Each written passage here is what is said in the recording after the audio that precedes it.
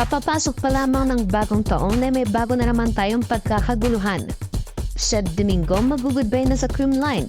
Tinanggal na nito ang Creamline bio nito sa kanyang IG. Good day, welcome back to my channel. Bago natin yung pag-usapan, huwag mong kalimutan mag-like, share, subscribe at hit mo rin ang notification bell para maging update ka sa ating mga video. Isa ngayon sa pinag-uusapan na pinay-import na si Sa Domingo. After nga nitong nagkaroon ng injury ay agad-agad nga nagpadala ng words of healing ang mga fans nito upang mas mapabilis ang paggaling nito sa kanyang right hand injury during the practice nito sa Thai V-League. Muling nagbalik sa laro si Sa Domingo after recovery nito sa kanyang kamay at dito nga ay natuwa ang mga fans, especially mga CCS fans kung saan ay ito nga ang dahilan kung bakit napakasakat nito as a player. Subalit iba nga naging takbo nito sa rumors na ating nasagap. Kung saan ay lumitaw na mukhang aalis nito sa kanyang kupunan na Creamline Coast Musher after nito sa Thai V-League. Well, paano natin ito nasabi?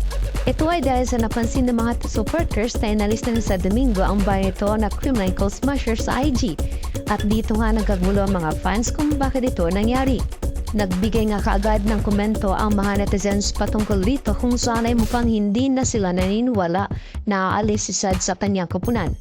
Dahil nga sa post ng isang reliable insider na si Miss Mingkin, grabe plot twist, start pa lang ng 2024. May reason pala din yung transfer. These talented players no longer part ng star-standard team. Dahil nga rito ay nagsisulputan nga kaagad dito ang mga marites at kanya-kanyang research kung sinong player ang pinapahiwatig na sabing post. Hanggang sa nakita ng mga netizens ang isang nakakagabang pag-alis ni Sa Domingo ng pink heart katabi ng 30 number nito na tatak Creamline sa kanyang IG at ikinabigla naman ito ng lahat. Hindi nga lubos maisip ng mga tagahanga kung ito ba ay totoo o hindi. Well, sa pagkakaalam ko, Sa Domingo doesn't have any contract sa Creamline today dahil import pa nga ito as of now sa Thailand at maaaring pwede pa rin naman ito makabalik kung gugustuhin ito. Dahil so far napakaayos naman ang relationship nito sa Creamline management at players. Siguro ay wag munang mabahala sa kung ano man ang magiging desisyon ni Sa Domingo dahil mahaba-haba pa rin naman ang stand nito sa Thai V-League kahit mahaba-haba pa rin ang ating aantayin para sa desisyong ito. Maaari mang pwedeng umalis si Sad ngunit maaari ring manatili pa rito sa kanyang nakinasanayang kupunan. Sa ngayon ay focus muna si Sa Domingo upang mapagtagumpayan ang kauna-unahang import nito sa Thailand.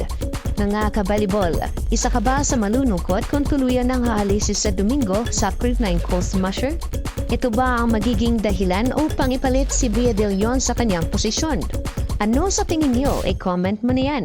Huwag mong kalimutan mag-like, share, subscribe at mag-leave ng comment. I-hit mo rin ang notification bell para maging updated ka sa ating mga video.